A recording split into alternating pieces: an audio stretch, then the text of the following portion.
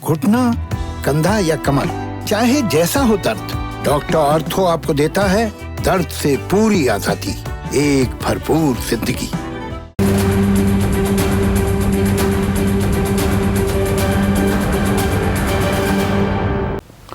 नमस्कार, मैं हूं संदीप चौधरी। आज सबसे बड़ा सवाल में हम कोरोना काल की ही इस आफत काल में जो हम जी रहे हैं, चर्चा तो उसी की होगी, लेकिन आज मैं खास तवज्जो देना चाहता हूं हमारी प्राथमिकता पर, हमारी करुणा पर,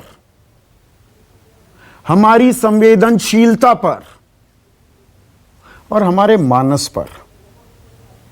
यह एक बीमारी है और इसे हम वैज्ञानिक तरीके से ही हरा सकते हैं,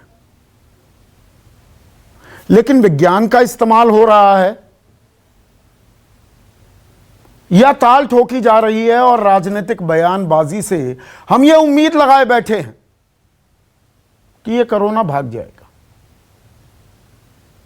और यह बात मैं किस लिए कह रहा हूं, दो तस्वीरें आपको मैं दिखाना चाहूंगा। पहली तस्वीर पश्चिम बंगाल की। चुनाव वहां मुकम्मल हो गए, हैट्रिक मार ली सत्ता की ममता बनर्जी ने, लेकिन वहां पर हिंसा का सिलसिला भी शुरू हो गया। चुनावी नतीजे आने के बाद खूनी झड़पें हुई, 12 लोगों की मौत हो गई है। अब इस पर बवाल मच गया। बीजेपी ने पश्चिम बंगाल में गणतंत्र के लिए अपने बीजेपी विधायकों के साथ शपथ ली। धरना प्रदर्शन किया गया कि अरे हमारे कार्यकर्ताओं के घरों में, दुकानों में घुसकर मारपिटाई की गई है। खुद बीजेपी अध्यक्ष जेपी नड्डा ने अपने बिजी शेड्यूल में वक्त निकाला और जिन्होंने अपनों को खोया है उनके पास गए, सहानुभूति जाहिर की, ढाढ़स बंधाया। और न्यूज़ 24 की भी संवेदनाएं हैं उन परिवारों के साथ जिन्होंने अपनों को खोया। 12 लोगों की मौत हुई है। गलत हुआ है। लोकतंत्र, प्रजातंत्र का मजाक उड़ा है। देश भर में प्रदर्शन किए गए। प्रधानमंत्री मोदी ने पश्चिम बंगाल की हिंसा पर चिंता जताई। राज्यपाल, सूबे के राज्यपाल जगदीप धनखड़ से फोन पर बात की। यह खुद जगदीप धनखड़ अपनी ट्विटर टाइमलाइन पर लिखते हैं। लखनऊ में प्रदर्शन किया गया, दिल्ली में, मुंबई में, चेन्नई में, जम्मू कश्मीर में धरना प्रदर्शन किया बीजेपी कार्यकर्ताओं ने। अब यह एक तस्वीर है और दूसरी तस्वीर आपको दिखाने की जरूरत नहीं है, क्योंकि दरअसल उस तस्वीर का हिस्सा आप, मैं, हम सब, पूरा देश है। देश त्राहिमाम कर रहा है इस कोरोना काल में। लेफ्ट, राइट एंड सेंटर लोगों की सांसें हमेशा के लिए अटक रही हैं। आज का जो आंकड़ा है, 3,82,315 नए मामले सामने आए हैं। 3,780 लोगों की मौत हो गई है। यह अपने आप में लाइफ टाइम हाई आंकड़ा है एक दिन मौतों का। पिछले एक महीने में लगभग 1 लाख लोग अंतिम सांस ले चुके हैं। कुल मिलाकर देश में अब तक 2,26,188 लोग कोरोना के चलते जान गंवा चुके हैं। और Indian institute of sciences Bengaluru में स्थित है, प्रीमियर इंस्टीट्यूशन है, उनके मुताबिक 11 जून, अब से 1 महीने 1 हफ्ते बाद मौतों का आंकड़ा 4,04,000 से ज्यादा हो जाएगा। आपने देखा, अभी 2 दिन पहले की बात है, कर्नाटक के चामराजनगर में 24 लोगों की ऑक्सीजन ना मिलने के चलते मौत हो गई। दिल्ली के बतरा अस्पताल में, जैसे बंगाल में 12 लोग हिंसा में मरे हैं, और संवेदनाएं हैं उनके लिए। 12 लोगों ने दम तोड़ दिया। दिल्ली में 230 लोग हाई फ्लो ऑक्सीजन पर थे। आधा पौने घंटे की और देरी हो जाती है, आंकड़ा 230 भी हो सकता था। जयपुर गोल्डन में 21 लोगों ने दम तोड़ दिया ऑक्सीजन की कमी के चलते। मेरठ में 5 लोग मर गए। लेकिन कोई धरना प्रदर्शन नहीं हुआ, कोई राज्यपाल को फोन नहीं किए गए। देश भर में नेशनल हेल्थ इमरजेंसी लगाने के लिए मांग नहीं की गई। पश्चिम बंगाल में राष्ट्रपति शासन लगे, देश में नेशनल हेल्थ इमरजेंसी क्यों नहीं घोषित की जाती? इसकी मांग नहीं उठाएंगे क्योंकि ये तो आम आदमी है, ये तो आप और मेरे जैसे लोग हैं। 5 साल में एक बार बटन दबाते हैं, वो दबा चुके। अभी बहुत वक्त है। यहां जिंदगी के बटन दबाने लायक स्थिति में नहीं है लोग, उस पर चुप्पी साध जाएंगे। किस बड़े नेता, मंत्री, मुख्यमंत्री ने चामराजनगर हो, बतरा अस्पताल हो, जयपुर गोल्डन अस्पताल हो, अपनी संवेदनाएं जाहिर की? जिन परिवारों ने अपनों को खोया उनके पास गए, ढाढ़स बंधाया, या देश को यह भरोसा दिया अब नहीं होंगी ये मौतें, ऑक्सीजन सप्लाई को दुरुस्त किया जाएगा। इसकी टोपी उसके सर, लगातार यह खेल चल रहा है। जी health is a state subject, राज्य इसे संभालेंगे, तो law and order is also a state subject. कानून व्यवस्था भी राज्य का एक अधिकार है, उसकी सूची में आता है तो राज्यों को संभालने दो जैसा वो संभाल रहे हैं। ये कड़वे सवाल कोई नहीं पूछेगा, ना इनके जवाब मिलेंगे। और प्राथमिकताओं की जो मैंने बात की थी, संवेदनशीलता कोरोना की तो मैंने बात की, प्राथमिकताओं की बात करता हूं। आज उत्तर प्रदेश की योगी सरकार ने एक निर्देश जारी किया है। गौर से सुनिएगा क्या निर्देश है। गायों के लिए 700 हेल्प डेस्क शुरू किए जाएंगे। गायों के लिए गौशालाओं में ऑक्सीमीटर्स और थर्मल स्क्रीनिंग का बंदोबस्त इंतजाम किया जाएगा।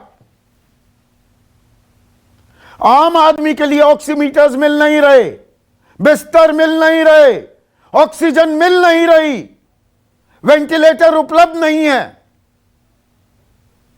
गौ माता के लिए ऑक्सीमीटर्स और थर्मल स्क्रीनिंग के बंदोबस्त के आदेश दे दिए गए हैं। राम राज्य आ गया है, हकीकत में राम राज्य आ गया है उत्तर प्रदेश में।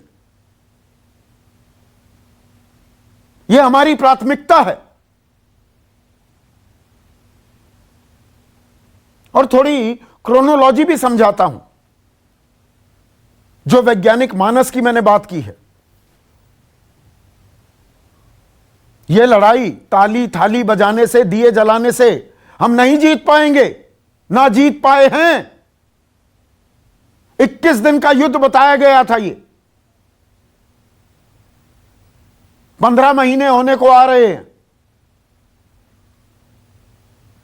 21 महीने में भी यह युद्ध जीत पाएंगे या नहीं जीत पाएंगे, यह अपने आप में एक सवाल है।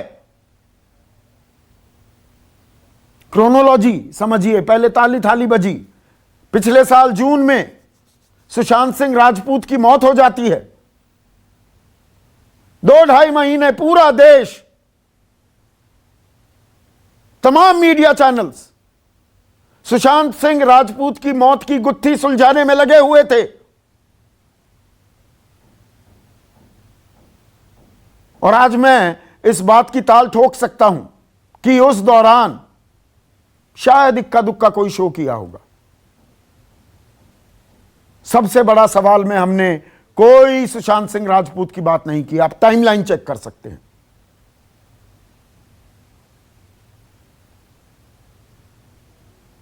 सुशांत सिंह राजपूत की मौत की गुत्थी सबसे जरूरी थी। फिर उसके बाद वो गुत्थी कहीं उलझ गई माकूल दिशा में जाती नहीं दिखी। तो चरस गांजे की बात आ गई। मुंबई में चरस गांजा कितना चलता है? अरे मुंबई ने चरस गांजा पिया, बॉलीवुड ने पिया था, या हमारी व्यवस्था चरस गांजा पीकर बैठी हुई थी? पूरी दुनिया पिछले साल मार्च से लेकर सितंबर के बीच तमाम जो बड़ी कंपनियां हैं जो वैक्सीन बनाने के काम में लगी हुई हैं, वो फाइजर हो, मोडेर्ना हो, एस्ट्राजेनेका हो, उनके साथ करार किए जा रहे थे। ये पैसा लो, हमें वैक्सीन चाहिए। एडवांस बुकिंग की जा रही थी। हमने कोई एडवांस बुकिंग नहीं की। हमारे पास और बहुत अहम चीजें थी ना।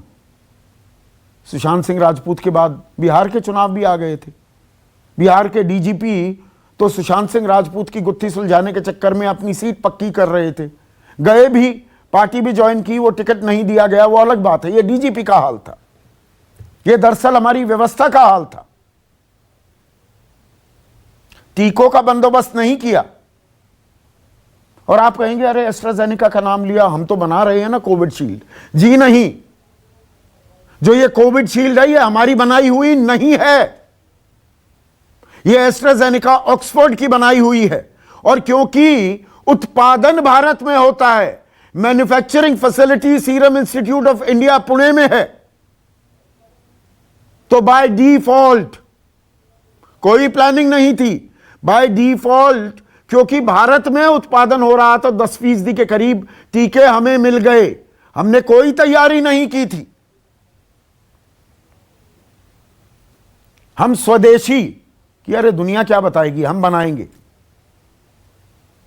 स्वदेशी वैक्सीन बनाने हम चल पड़े। और आज आलम यह है, देश को चाहिए 180 करोड़ डोजेज। यह गणित मैं पहले आपको समझा चुका हूं, तो बड़ा संक्षेप में बता रहा हूं। देश को चाहिए 180 करोड़ डोजेज, और प्रतिदिन का हमारा मैक्सिमम उत्पादन 25 लाख डोजेज का है, यानी कि महीने में 7.5 करोड़ डोजेज। तो 180 करोड़ डोज बनाने में 2 साल लग जाएंगे। 2 साल। इसीलिए 1 तारीख को गाजे बाजे के साथ वैक्सीनेशन की जी बालिग 18 साल से ऊपर की उम्र के वैक्सीनेशन करा सकते हैं। कराने की घोषणा तो कर दी, सब जगह वैक्सीनेशन सेंटर्स खाली पड़े हैं। 14 राज्यों ने कह दिया हम अभी वैक्सीनेशन नहीं करवा पाएंगे, नहीं दे पाएंगे। तो क्या अब भी हम सुधरने के लिए तैयार हैं? हमारी प्राथमिकताएं रीओरिएंट करने के लिए तैयार हैं? ऐसे में आज का सबसे बड़ा सवाल, पश्चिम बंगाल में राष्ट्रपति शासन की मांग, और देश में धरने प्रदर्शन करेंगे। कोरोना के बारे में कोई धरना प्रदर्शन हो रहा है, कोई मांग की जा रही है, कोई फोन किए जा रहे हैं क्या? और कोरोना पर सियासत करेंगे या वैज्ञानिक तरीके से लड़ेंगे? राजनीतिक आरोप प्रत्यारोप से कोरोना भाग जाएगा क्या? भागा नहीं है, और मजबूत होता जा रहा है। चर्चा में मेरे साथ बीजेपी के राष्ट्रीय प्रवक्ता गोपाल कृष्ण अग्रवाल, कांग्रेस के राष्ट्रीय प्रवक्ता चरण सिंह सापरा, जेडीयू अहम घटक है मोदी सरकार का, साझा सरकार चला रहे हैं बिहार में, उनके प्रवक्ता डॉक्टर सुनील सिंह, समाजवादी पार्टी के राष्ट्रीय प्रवक्ता डॉक्टर अनुराग भदौरिया, और एक्सपर्ट के तौर पर डॉक्टर रवि मलिक, सीएमडी हैं रेडिक्स अस्पताल के। डॉक्टर मलिक, राजनीतिक बहस है आज, वो तो मैं करूंगा, लेकिन एक एक्सपर्ट से मैं ये सवाल पूछ रहा हूं। ये जो 2 तस्वीरें मैंने आपको दिखाई, पश्चिम बंगाल में जो हुआ, 12 लोगों की हत्या कर दी गई, बहुत बुरा हुआ, पूरी संवेदनाएं हैं। पर उसे लेकर पूरे देश में जिस तरह से धरना प्रदर्शन किए जा रहे हैं, राष्ट्रपति शासन की मांग की जा रही है, वक्त निकाला जा रहा है, उनके घर जा रहे हैं बीजेपी के अध्यक्ष, और देश में 1 लाख लोग मर गए, कुल मिलाकर 2,26,000 लोगों की मौत हो चुकी है। आंकड़ा बताया जा रहा है 4,04,000 का हो जाएगा 11 जून तक। उसके बारे में एक आंसू नहीं निकलता। इस काल में जी रहे हैं हम। देखिए, मैंने आपका पूरी अभी समीक्षा सुनी और मेरा बस एक ही विनम्र विनती है, ये सब सीनियर लीडर्स बैठे हैं, कि इस वक्त हमारा केवल और केवल एक ही दुश्मन है और वो दुश्मन है कोविड का वायरस। हमारा कोई और दुश्मन नहीं है, कोई अपोजिशन, स्टेट, सेंटर की सरकार, अपोजिशन, कोई हमारा दुश्मन नहीं है। अगर हम सब ने हाथ मिला के इस दुश्मन के ऊपर वार नहीं किया तो हम लोग और हताहत होंगे। इमेजिन कीजिए, आज भी 3700 से ऊपर मृत्यु हो गई है। 3700 व्यक्तियों की पिछले 24 घंटे में मृत्यु हो गई है हमारे देश में, और लगभग यह आंकड़ा डेली जो है वो बढ़ता जा रहा है, मृत्यु का आंकड़ा। और अगर हम इस हिसाब से आंकलन करें तो आपने बिल्कुल सही बात कही है कि यह आंकड़ा 4 लाख से ज्यादा की मृत्यु के आंकड़े पे पहुंच जाएगा। इतने बड़े मृत्यु के आंकड़े के सामने बाकी सारे जो मतभेद हैं या जितनी कंट्रोवर्सीज हैं वो बहुत बौनी नजर आती हैं मुझे एज ए मेडिकल प्रोफेशनल। कोई उफ भी करता दिख रहा है, लोग मर रहे हैं। डॉक्टर रवि मलिक, कोई उफ भी कर रहा है, किसी को फर्क पड़ता दिख रहा है आपको? मेरा सवाल यह है।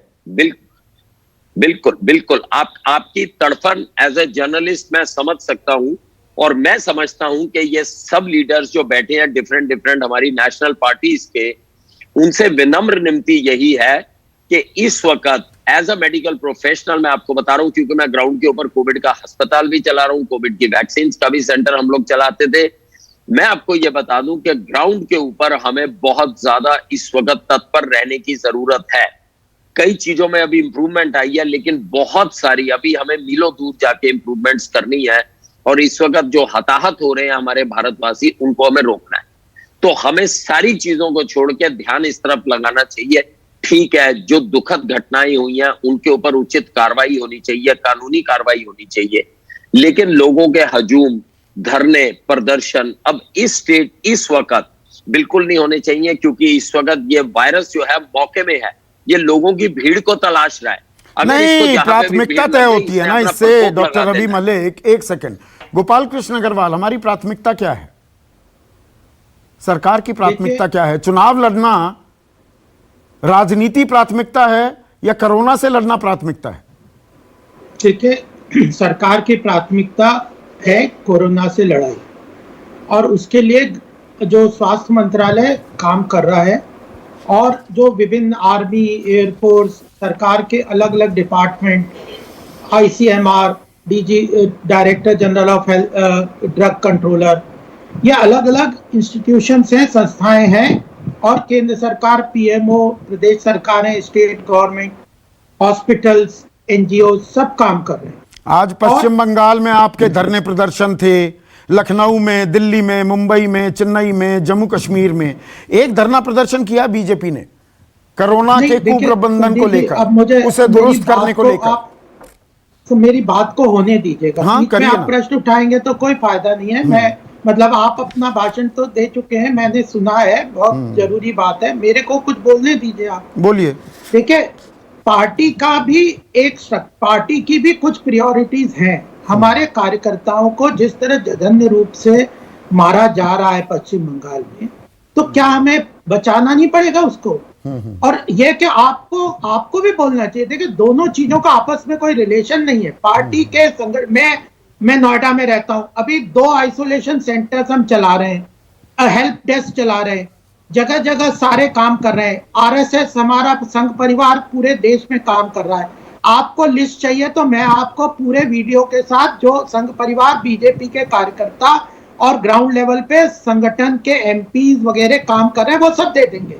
लेकिन इसका मतलब ये नहीं है सरकार अपना काम करे, वेरियस इंस्टीट्यूशंस अपना काम कर रहे हैं, मीडिया अपना काम करे, लेकिन ये जो लिंक आप करने की कोशिश कर रहे हैं यह ठीक नहीं है। आप अगर राजनीतिक कोरोना की लड़ाई के लिए बात करेंगे तो मैं उसकी बात करूंगा। नहीं, आपके कार्यकर्ताओं की मौत होती है, आप उनके घर जाकर संवेदनाएं भी जाहिर करती हैं, देश भर में धरना प्रदर्शन करते हैं। 1 मिनट, ये जो आम आदमी हैं, मेरे जैसे लोग हैं, देशवासी हैं, वो किसी पार्टी के कार्यकर्ता नहीं तो अपना काम खुद संभाल लेंगे। मौत हो जाए, होने दो, एक आंकड़ा है।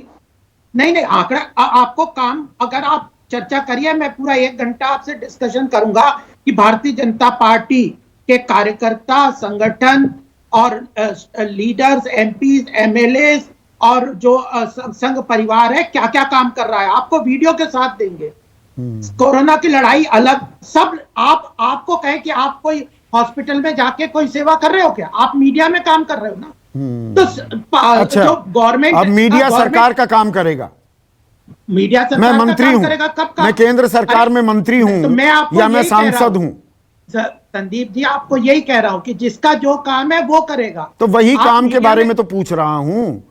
बतरा अस्पताल में ऑक्सीजन की कमी के चलते मौत हो जाती है लोगों की, 22 लोगों की, चामराजनगर में 12 लोगों की, चामराजनगर में 24 लोगों की, 21 लोगों की, जयपुर गोल्डन में किसी ने उफ की, किसी ने किसी को फोन किया। कुछ लोग काला बाजारी कर रहे हैं, किस तरह की बदमाशी कर रहे हैं, आज उसको एक्सपोज किया कि नहीं तेजस्वी सूर्य ने। फिर सारे काम कर रहे हैं। आपको गृह मंत्रालय अलग काम कर रहा है, हेल्थ मिनिस्ट्री अलग काम कर रहा है, स्टेट गवर्नमेंट अलग काम कर रहे हैं, सबके डेमोक्रेटिक। ये अलग अलग क्यों कर रहे हैं काम, एक साथ काम क्यों नहीं कर रहे? यही तो बात कह रहे हैं रवि मलिक।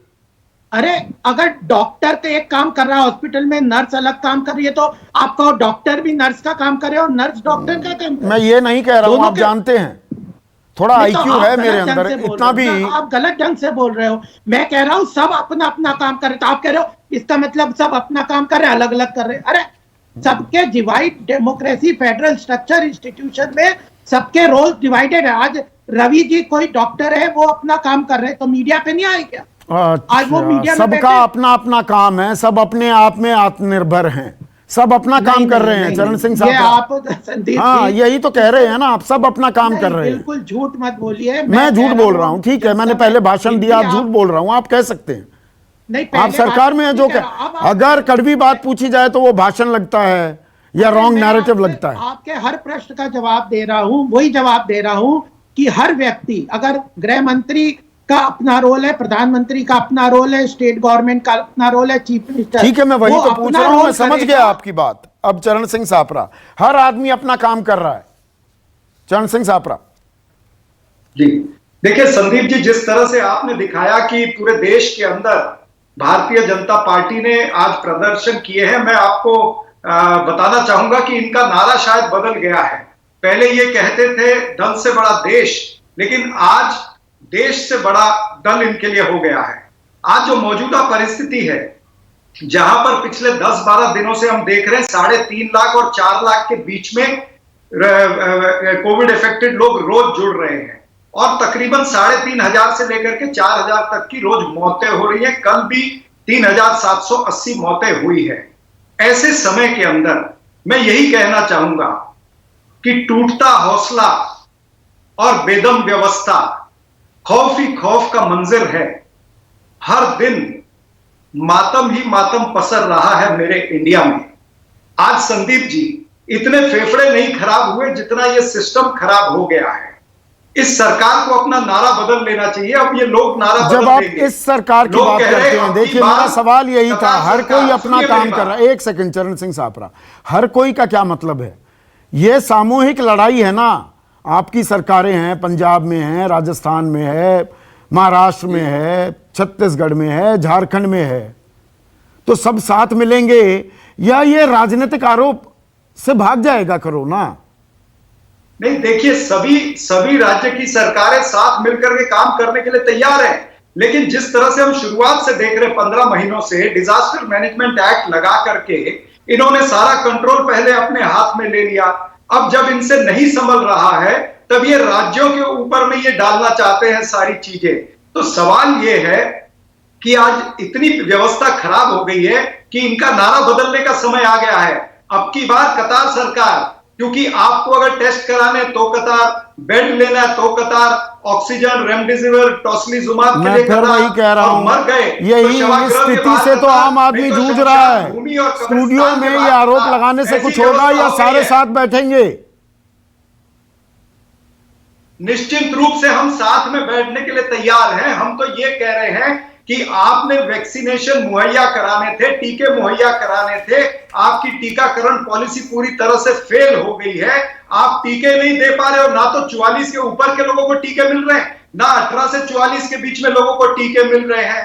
भाई ये टीके सबकी जान बचाएंगे, लेकिन कहां से आएंगे? मैं उस वैज्ञानिक पहलू पर भी आ रहा हूं, उस वैज्ञानिक पहलू पर भी आता हूं डॉक्टर सुनील सिंह। पर मुझे यह बताइए, 12 लोगों की मौत होती है और दुख है हमें, यह लोकतंत्र में ऐसी हिंसा की कोई जगह नहीं, लेकिन यह रोज 3,500 से 4,000 लोगों की मौत हो रही है।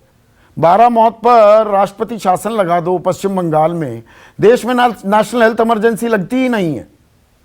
आप तो डॉक्टर हैं, एक कमांड अथॉरिटी होनी चाहिए। आपके साथ में 2-3 बार ये बहस कर चुका हूं, ये चर्चा कर चुका हूं, उसकी मांग नहीं उठेगी।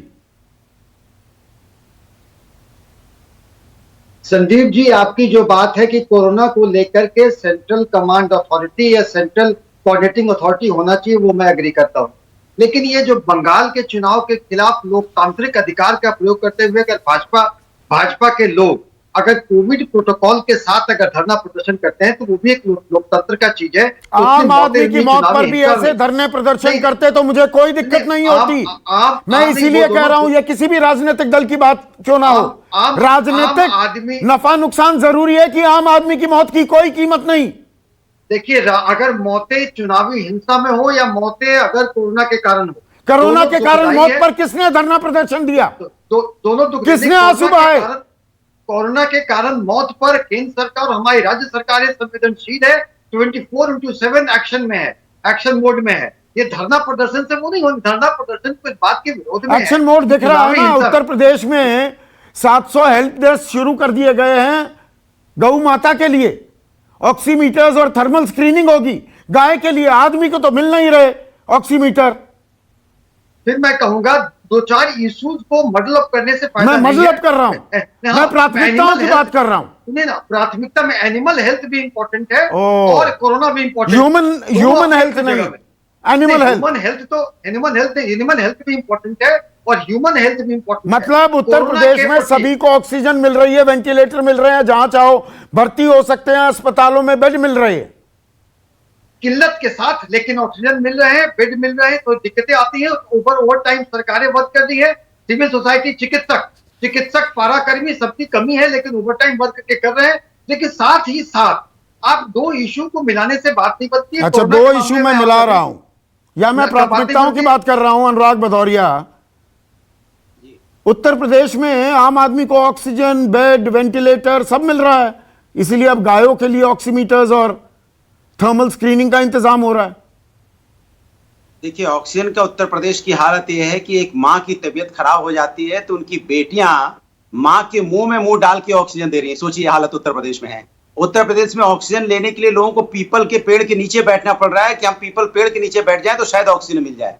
उत्तर प्रदेश में हालत ये हो गई है कि ऑक्सीजन के लिए उत्तर प्रदेश के मुख्यमंत्री कहते हैं कि उत्तर प्रदेश में ना ऑक्सीजन कमी, ना बेड की कमी, ना हॉस्पिटल की कमी है, लेकिन यहाँ उत्तर प्रदेश का आदमी दर बदल भटक रहा है, चाहे आगरा हो चाहे मेरठ हो, हॉस्पिटल में ऑक्सीजन की कमी से लोगों की मौतें हो जा रही हैं और ये कह रहे हैं यहाँ पे ऑक्सीजन की कमी नहीं। एक बात। दूसरी बात, भारतीय जनता पार्टी राष्ट्र निर्माण की बात नहीं कर रही है, वो भारतीय जनता पार्टी निर्माण की बात कर रही है। देखिए, पश्चिम बंगाल में इतना टाइम है इनके अध्यक्ष के पास, इनके मंत्रियों के पास, कि पश्चिम बंगाल में 12 लोगों की मौतें हुई, दुख का विषय है, मेरी पूरी संवेदनाएं हैं, नहीं होना चाहिए। लेकिन देश में हजारों लोग मर गए आपकी नाकामी की वजह से, तो क्या देश में राष्ट्रपति शासन नहीं लग जाना चाहिए? क्या देश की सरकार नहीं बर्खास्त होना चाहिए? वो हाईकोर्ट ने कहा उत्तर प्रदेश में, इलाहाबाद में, ये नरसंहार क्यों ना इसको माना जाए? सरकार की कमी की वजह, ऑक्सीजन की कमी की वजह से लोगों की जो मौतें हुई हैं, इसको क्यों ना नरसंहार माना जाए? और नरसंहार मानते हुए मैं कोर्ट से आग्रह करूंगा कि इसमें ऐसी सरकार पे राष्ट्रपति शासन लगा देना चाहिए उत्तर प्रदेश के अंदर में, या देश के अंदर में सरकार बर्खास्त हो जानी चाहिए। क्योंकि जहां पे हजारों लोगों की मौतें हो रही हैं और हम क्या राजनीति कर रहे हैं?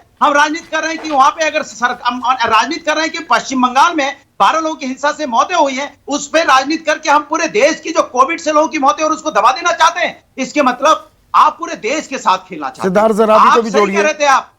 नहीं, सही कह रहे थे आप। ये भारतीय जनता पार्टी चरस गांजा जो कहते हैं ना, इतने दिन तक शायद चरस गांजे में बेहोश में पड़ी रही, इसे पता ही नहीं चला कि यहाँ देश में कोविड आने वाला है। एक साल से अगर इन्होंने तैयारी कर ली होती, बजाय कभी इसके पीछे भागते रहे, कभी उसके पीछे भागते रहे, कभी किसानों को ऊपर लाठी बरसाते रहे, कभी वहां कील कांटे ठोकते रहे, कभी समाजवादियों पे लाठी बरसाते रहे, ये इतनी निगेटिव राजनीति कर रहे थे कि यहाँ ईडी भेजो, कहीं वहां सीबीआई भेजो। अगर इतने में उन्होंने यहाँ पे अगर हेल्थ व्यवस्था पे काम कर लिया होता, पॉजिटिव राजनीति कर ली होती, यहाँ पे बेड, हॉस्पिटल और ऑक्सीजन प्लांट लगा लिए होते हॉस्पिटलों में, तो शायद पर ये आपके इन बयानों में भी पॉजिटिव राजनीति की आहट मुझे कहां दिख रही है? डॉक्टर रवि मलिक, 4 बड़ी पार्टियों के प्रवक्ताओं की आपने बातें सुनी, प्राथमिकता कोरोना से लड़ना दिखी कहीं आपको?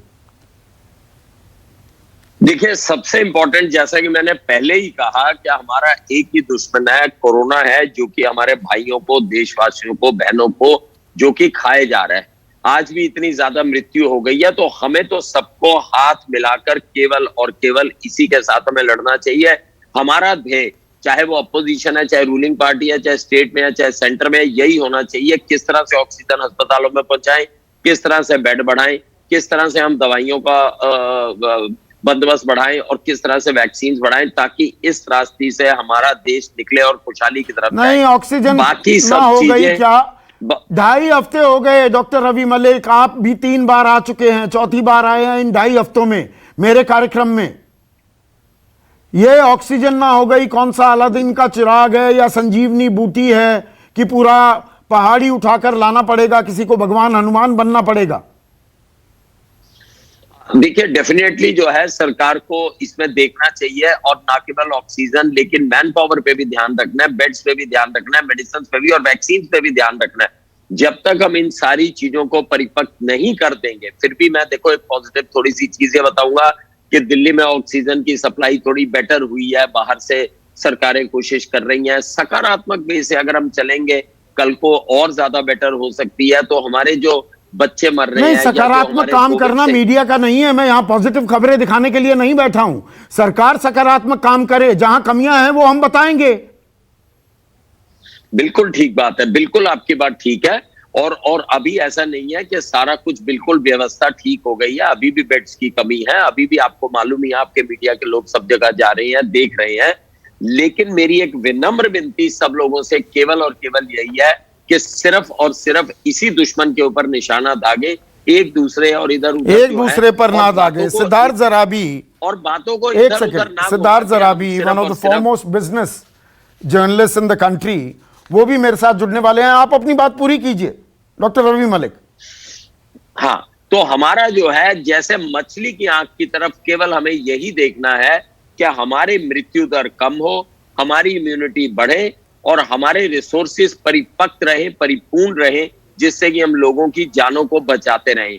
ये इस वक्त आपदा की स्थिति है, ये इस वक्त हमें, इससे बड़ी इमरजेंसी नहीं कुछ हो सकती, इससे बड़ी इमरजेंसी नहीं हो सकती कि एक वायरस ने हमारे देश में 2,26,000 और जो कि आने वाले समय में हो सकता है, संभवतः, जबकि ऐसा होना नहीं चाहिए बिल्कुल, लेकिन हो सकता है कि ये आंकड़े 1.5 गुने भी बढ़ जाए मौत के। तो हमारे को इस तरफ देखना चाहिए, एक एक दिन, एक एक मिनट का हिसाब हमारे को रखना चाहिए कि अगर 24 घंटे में 3700 लोगों की मृत्यु हो गई है, तो 1 घंटे में इमेजिन कीजिए 150 लोग मर रहे हैं हर मिनट। सिद्धार्थ जराबी के कनेक्शन में थोड़ी दिक्कत आ रही है, उनसे जो मैं सवाल पूछना चाह रहा था डॉक्टर रवि मलिक, में वो आपसे सवाल पूछूंगा, क्योंकि आप बल्कि सिद्धार्थ से बेहतर क्वालिफाइड हैं इस सवाल का जवाब देने के लिए। ये हमारा वैज्ञानिक माइंडसेट, हम तो ये ताल ठोकते हैं ना साइंटिफिक टेम्पर में, मतलब दुनिया भर में जो मशहूर वैज्ञानिक हुए उसमें भारतीयों की बहुतायत है, साइंटिफिक टेम्पर हमारा कमाल का है। लेकिन इस कोरोना से लड़ने के लिए हमारा साइंटिफिक टेम्पर कहां गुम हो गया? वो जो हमारा मिजाज है, वैज्ञानिक मिजाज, वो कहां चला गया?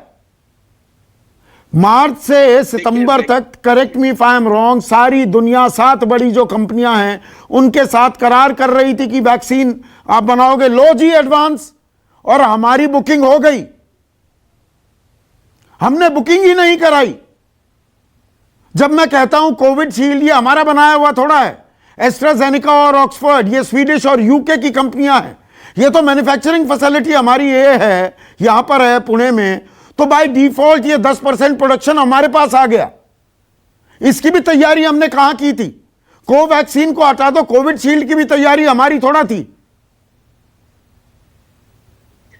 देखिए, इसमें मैं बताना चाहूंगा कि पूरे विश्व में अगर देखा जाए तो केवल 13 वैक्सीन हैं जिनको की अप्रूवल मिले हैं, जिसमें से कि हमारे गौरवशाली भारत की कोवैक्सीन जो है, जो टोटली इंडिजिनसली प्रोड्यूस्ड है, जिसके रिजल्ट्स बड़े अच्छे हैं। और मैं ये कहूंगा हमारे देश का एपिटाइट वैक्सीन का इतना ज्यादा है, आपके माध्यम से बताना चाहूंगा 138 करोड़ इंटू 2। इमेजिन कीजिए हमारे को कितनी ज्यादा वैक्सीन की जरूरत है, करोड़ों करोड़ों वैक्सीन की जरूरत है, क्योंकि 6 हफ्ते निकलते ही हमारे को दूसरी डोज 18 साल से ऊपर वाले 81 करोड़, उसे मैं 90 करोड़ मानकर 180 करोड़ डोजेस का आंकड़ा कई बार बता चुका हूं अपने दर्शकों को। कम से कम 180 करोड़ तो चाहिए ही हमें। बिल्कुल 180 करोड़ हमें कम से कम चाहिए, और 180 करोड़ को भी अगर हम लेके चलते हैं तो ये 1800 मिलियन डोजेस हो जाती हैं, जबकि हमारी जो प्रेजेंट गति है उस हमें ये देखना चाहिए प्रेजेंट गति को कैसे बढ़ाएं, किस तरह से 25 लाख से ज्यादा हम उत्पादन नहीं कर सकते दिन का। वैक्सीनेशन में ये खुराक आने में 180 करोड़ खुराक आने में 2 साल लगेंगे डॉक्टर साहब। देखिए, मैं यहां पर एक साइंटिफिक आपको आंकड़ा बता दूं, एक डॉक्टरी बात बता दूं। अगर हम 25 लाख के हिसाब से वैक्सीन लगाते जाएंगे कि 2021 के लास्ट तक हम केवल 30% पॉपुलेशन को वैक्सीनेट कर पाएंगे, तब तक थर्ड वेव भी आ जाएगी और बहुत सारे लोगों को एनगल्फ कर सकती है। ये बड़ी एक इंपॉर्टेंट चीज है। अभी से हमारे को वैक्सीनेशन रेट बढ़ाना पड़ेगा, हमारे को प्रोडक्शन बढ़ानी पड़ेगी, और हो सके तो इंपोर्ट करनी पड़ेंगी वैक्सीन जहां से भी हमें मिल जाए, क्योंकि हमारा देश बहुत बड़ा है। हमने प्री बुकिंग तो कराई नहीं। आप आंकड़ों को, अर्थव्यवस्था के डायनेमिक्स को गोपाल बाबू हम सबसे बेहतर समझते हैं जितने पैनलिस्ट हैं यहां पर। अब आप कहेंगे कि मैं गलत सवाल पूछ रहा हूं क्या, या कुछ घुमा फिरा कर चीजें जोड़ रहा हूं क्या? मार्च से सितंबर में सारी दुनिया ने प्री बुकिंग करा ली थी वैक्सीन की। हम कहां सो रहे थे? सुशांत सिंह राजपूत की मौत की गुत्थी सुलझा रहे थे, या चरस गांजा कौन पी रहा है बॉलीवुड में ये पता लगा रहे थे? संदीप जी, वैक्सीन का जो भारत का प्रोग्राम है वो सबसे महत्वपूर्ण और सबसे अच्छा है। आप देखिए फार्मा इंडस्ट्री में, आप बोल रहे हैं ना इंडस्ट्री और बिजनेस और फाइनेंस और इकोनॉमिक्स को मैं जानता हूँ, मैं ग्लोबल फार्मा इंडस्ट्री को भी जानता हूँ। आप जिन वैक्सीनेशन वगैरह के प्राइजेस की बात करना चाहते हैं वो बिल्कुल अलग स्टोरी है, समझिए उसको, समझाइए ना। बाहर जो वैक्सीन है जो विदेशी कंपनियों के, उनके प्राइस क्या है ग्लोबली? $15 से $15। अरे सुन तो लो, जिनका मैं कंपनी का नाम यहाँ बोल नहीं सकता, लेकिन मैं बोल रहा हूँ ना, फाइजर और मॉडर्ना, $15। बताइए। हाँ, उनके दाम कितने? $15। 4,000, 2500 से 4,000 रुपए। $15 हो गए ना। आप सुन लीजिए, ये $15, ये $15 जो है ना, ये सब्सिडाइज्ड प्राइस है, सब्सिडाइज्ड है। अमेरिका ने उनको करोड़ों रुपए। चलिए $30 मान ली, $30 मान ली। तो सुन लो, अब पूरी बात सुनोगे तब, नहीं तो फिर तो कोई बताइए ना। फिर तो हाँ बताइए। यह जो कौन सी पार्टी चाह रही थी कि हम विदेशों से इनको इंपोर्ट कर दें? पार्टी से पूछने क्या जरूरत है, सरकार किसकी है? हाँ, तो फिर हमने तो क्या किया, आज आपके पास 150 रुपए में आज, अरे कितनी है, 2 साल लग जाएंगे गोपाल बाबू। आप तो ऐसे कह रहे हैं ये स्वदेशी का जब हम डंका पीटते हैं ना, ये वैज्ञानिक सोच है क्या? सारी दुनिया बुकिंग करा रही थी, हम बुकिंग नहीं कराएंगे, हम बनाएंगे भारत बायोटेक से, और 2 साल इंतजार करो वैक्सीन का।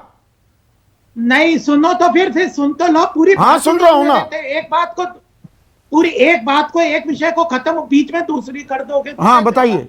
आप बताओ, जब वैक्सीन आई थी 50 लाख पर डे लगाने का हम लोगों ने टारगेट रखा, उस वक्त के लोगों के सेंटर में आ नहीं रहे थे। किन लोगों ने उन्हें रोका? किन लोगों ने गलत फहमी फैलाई? हमारे पास वैक्सीन है आज, वैक्सीन है हमारे पास आज, बच्चे नहीं पैदा होंगे। पता है आप कैसी बात कर रहे हैं? और ये मैं चेतन भगत के एक इंटरव्यू से चुरा रहा हूं। मैं हर जगह जहां से कोई चीज लेता हूं सोर्स बताता हूं। सुनिए ना गोपाल बाबू, सुनिए, और चरण सिंह सापरा आप भी सुनिए, डॉक्टर सुनील सिंह और अनुराग भदौरिया, ये आप कुछ ऐसी बात कर रहे हैं कि घर में शादी है, ये चेतन भगत ने कहा। हालांकि ये मातम का माहौल है, पर मैं शादी का उदाहरण दे रहा हूं, ये चेतन भगत ने दिया कि घर में शादी है और आप कहें कि भैया बाहर से हलवाई को, केटरर को नहीं बुलाएंगे क्योंकि मेरी मां सबसे अच्छी रोटी बनाती है। 1000 लोगों को बुला लिया शादी में, वो 10 रोटी बना पाएंगी, वही खिलाएंगे। तो हम स्वदेशी वैक्सीन ही बनाएंगे और किसी के साथ करार नहीं करेंगे। स्वदेशी भी बनाएंगे, स्वदेशी भी बनाएंगे, भी नहीं, अकेले स्वदेशी बनाएंगे। किसके साथ करार किया आपने? नहीं, किसके साथ नहीं किया। आज स्पुतनिक आ गई है, आज आ रही है ना, आप मंगा रहे हो। अरे तो फेज मैनर में लगती है। मार्च से सितंबर के बीच में किसके साथ करार किया आपने? कौन सी तैयारी की? उनसे पूछो ना जो कह रहे थे कि हम भाजपा की वैक्सीन नहीं लगाएंगे। ये आप पर सीधा है, बिल्कुल नहीं, ये बात कही गई, ये आपकी बात दुरुस्त है। तो जो भाजपा का वैक्सीन नहीं लगाएंगे, वैक्सीन के बारे में इतना क्यों गला फाड़ रहे हैं अनुराग भदौरिया? आप ही का सवाल पूछ रहा हूं, 1 मिनट रुकिए अनुराग भदौरिया। लेकिन एक प्रश्न और है, देखिए, कांग्रेस ने पोस्टर निकाल के मैं जवाब दे दूं, मैं जवाब दे दूं। 1 मिनट, कांग्रेस वाला सवाल का भी मौका दूंगा, पहले समाजवादी पर सीधा निशाना। आप कह रहे थे बीजेपी की वैक्सीन, ये पार्टियों की वैक्सीन होती है, आपकी वैक्सीन कौन सी है अनुराग भदौरिया? वही मैं इनको बता रहा हूं, उन्होंने पूरा सुना नहीं था। बोला गया था बीजेपी की वैक्सीन, बीजेपी के भ्रष्टाचार वाली वैक्सीन जो है, जिस तरह से आपने देखा शामली में इनका भ्रष्टाचार, नहीं इनका भ्रष्टाचार देखिए ना। शामली में 2-3 महिलाएं कहने की हमें वैक्सीन लगा दो, इन्होंने कुत्ता काटने वाला इंजेक्शन लगा दिया। इनका जो भ्रष्टाचार है, पीपी किट में घोटाला किया, जब कोरोना का पीक चल रहा था, आपने बोला ना राजनीति हावी हुई ना, सवाल ये नहीं उठाया कि और वैक्सीन भी हो जाएंगी क्या, औरों के साथ करार क्यों नहीं किया? आपको राजनीति करनी थी, सपा का वैक्सीन अलग, बीजेपी का वैक्सीन अलग। पार्टी चूंकि देश में वैक्सीन नहीं लगा पाई है, अपनी फेलियर को, उसका परसेप्शन चेंज करना चाहती है। तो भारतीय जनता पार्टी की तो आदत है कि अपना जब काम नहीं कर पाएगी तो उसको दूसरों पे डालने की कोशिश करती है। राजनीति कर रहे थे नहीं, हम अखिलेश यादव बोले ना बीजेपी की वैक्सीन है, हम नहीं लगवाएंगे। हमने कब बोला फॉरेन वैक्सीन से आप करार मत करो? हमने कब बोला कि आप वैक्सीन मत मंगवाओ? हमने कब बोला कि आप वैक्सीन का उत्पादन बंद कर दो? हमने कब बोला कि आप भारत बायोटेक से वैक्सीन मत बनवाओ? हमने बोला कि हम वैज्ञानिकों का डॉक्टर सुनील सिंह, हमारी सरकार आई, मैं बिल्कुल फैक्चुअल सवाल पूछ रहा हूं, फैक्ट्स पर आधारित है। मार्च से सितंबर के बीच तमाम देशों ने 7 बड़ी कंपनियों के साथ करार किए, हमने नहीं किए ना। फिर स्वदेशी की ताल ठोकने लगे। अच्छी बात है, स्वदेशी भी बने, पर वो स्वदेशी वैक्सीन तो 2 साल तक हमारा काम नहीं निकाल पाएगी। इंतजार करते रहिए, you are in a queue, वो मैसेज आता रहेगा। गलत कह रहा हूं? संदीप जी, वैक्सीनेशन के बारे में मैं बता दूं कि वैक्सीनेशन को फेज्ड वाइज मैनर में होना था, और अभी तक फेज वाइज मैनर में हमें गर्व है कि हिंदुस्तान वो देश है जो एक सेमी इंडिजिनस और एक प्योरली इंडिजिनस वैक्सीन बनाया है। और जब उसकी जरूरत पड़ी कि और ज्यादा जब 18+ में ली जाएगी, तो अदर वैक्सीन मैन्युफैक्चर से भी हम इंपोर्ट कर रहे हैं। अमेरिका 30 करोड़ लोगों का मुल्क है, 60 करोड़ वैक्सीन पहले ही बुक करा ली थी उन्होंने। 77 लाख लोगों का, 80 लाख लोगों का मुल्क है इजराइल, उससे डबल बुक करा कर बैठ गए थे वो। मैं बुकिंग की बात नहीं कर रहा हूं, वैक्सीन के जो फेज मैनर में। फेज मैनर क्या? क्योंकि वैक्सीन नहीं है ना, इसलिए फेज मैनर करना पड़ेगा। वैक्सीन पूरी हो तो सीधा लगा देंगे आप। संदीप जी, आप बात समझे। लगे हैं ना इस देश में पोलियो के टीके, 96 के आंकड़े बताऊं, एक दिन में कितने लोगों को लग गए थे? संदीप जी, एक बात समझे कि वैक्सीनेशन ही हमारा हथियार है जो कोविड से हमें जंग में जिताएगा। और वैक्सीनेशन का जो हमारा हिंदुस्तान में जो फेज मैनर में चल रहा है, तो दिन मत भी गिनिए। नहीं, हम स्वदेशी की ताल ठोकते रहे, स्वदेशी का बताते रहे, गौमूत्र और गोबर की खूबियां बताते रहे। साइंटिफिक माइंडसेट कहां दिखाया हमने? कड़वी बातें पूछ रहा हूं मैं, अबाउट टाइम कड़वी बातें भी पूछी जाएं। हमें गर्व है स्वदेशी वैक्सीन के, और समय आने पर इंपोर्ट भी कर रहे हैं हम। वैक्सीनेशन चूंकि हिंदुस्तान एक बड़ी आबादी का देश है, में ही लगे रहे मैनर में होगा। और देशद्रोह का मुकदमा तो उन लोगों पर चलना चाहिए जिन्होंने वैक्सीन के बारे में भ्रम फैलाए, और जो पूर्ति नहीं कर पा रहे, जो लाइन में खड़े हुए हैं लोग, वापस लौटना पड़ रहा है बेरंग कोविड में बुकिंग कराने के बाद। लाइन में कब खड़े हुए? शुरू में। आज भी सब राज्यों के पास वैक्सीन के बारे में जो दुष्प्रचार की गई, हमें लगता है कि उन सब नेताओं पर देशद्रोह का मुकदमा चलना चाहिए। आज वही नेता गोपाल कृष्ण अग्रवाल, आप सवाल पूछ रहे थे, 1 सेकेंड, आप सवाल पूछ रहे थे कांग्रेस से, सवाल पूछिए, फिर मैं कांग्रेस से जवाब लेता हूं।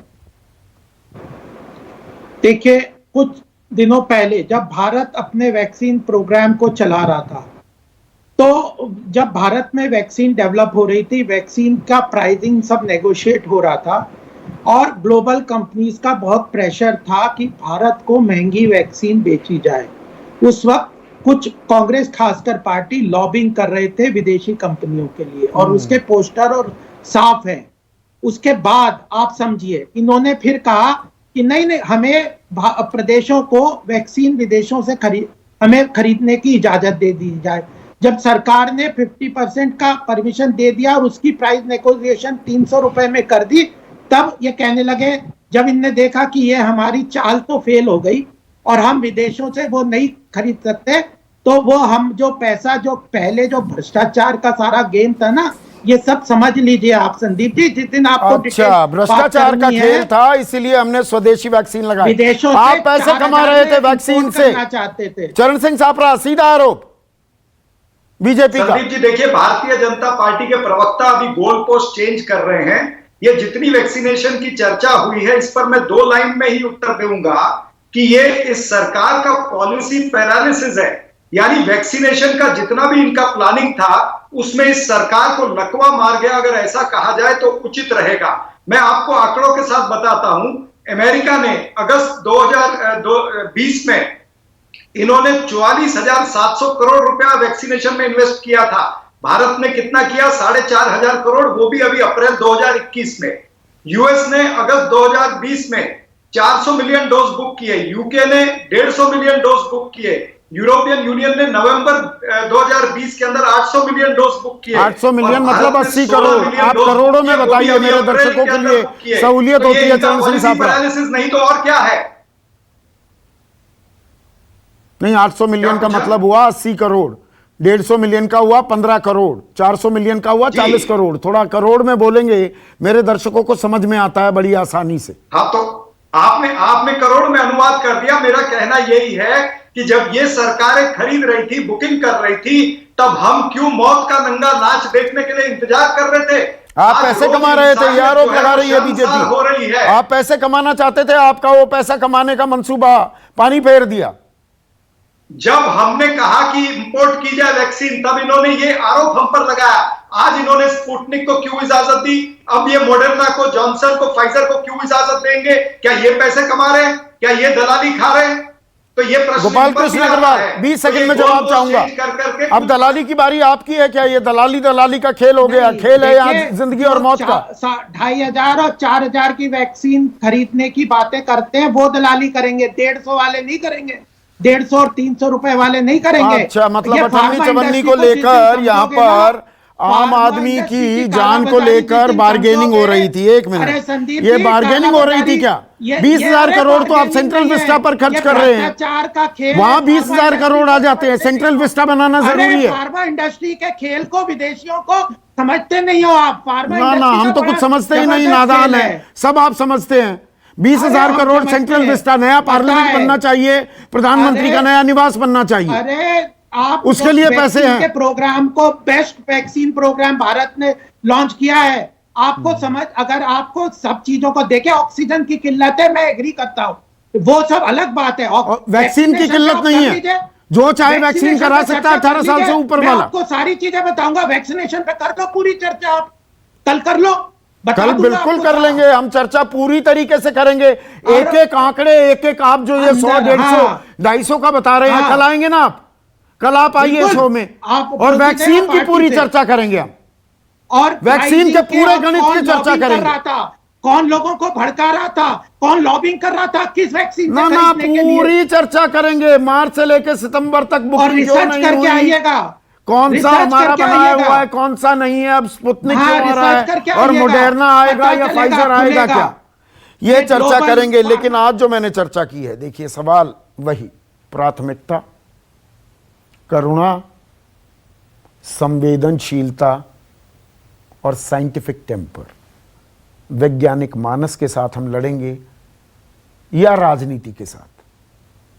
कौन पैसे कमा रहा था, नहीं कमा रहा था, गलती किसकी किसकी नहीं, इससे कोरोना भाग जाएगा क्या? सोचना पड़ेगा ना इसके बारे में। नमस्कार।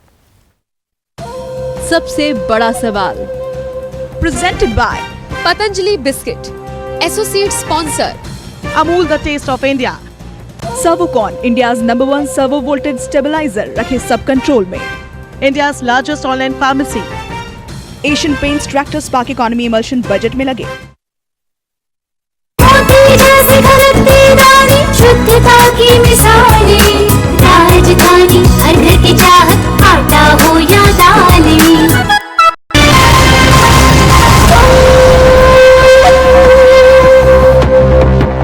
ताजा ताजा हाँ ठंडक रहती है, तन से लेकर मन तक रहती है, बस इतना अंदाजा रहे मन ठंड। खास जड़ी बूटियों से बना पेट सफा आयुर्वेदिक क्यों? आज ही ले आएं। पेट सफा पहली रात से ही असर दिखाता है और इसकी आदत भी नहीं पड़ती। पेट सफा हर रोग दफा।